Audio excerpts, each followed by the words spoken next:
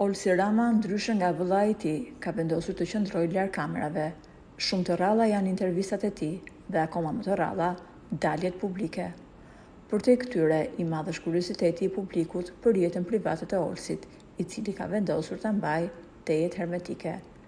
Edhe pse sot ka arritjet e tij, Olsi është shprehur se dikur ka punuar si hamall në Greqi dhe pas kësaj periudhe ka vendosur për të shkuar në Amerikë.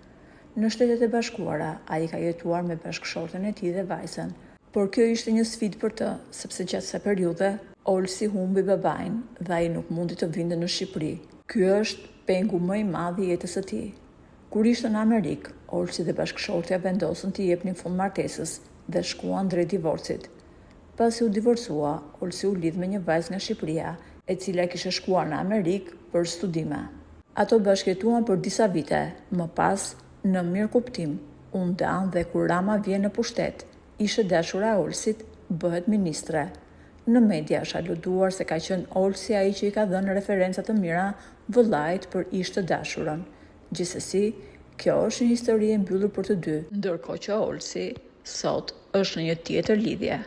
Burime pranë tij bëjnë me dije se vajza që i ka marrë zemrën Olsi Ramës është jo vetëm simpatike, por edhe shumë e formuar nga ana intelektuale.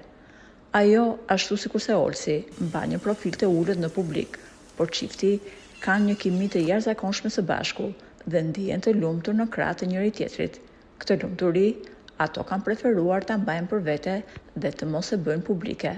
Ne i urojmë çiftit sa më shumë dashuri dhe lumturi në krahët e njëri tjetrit.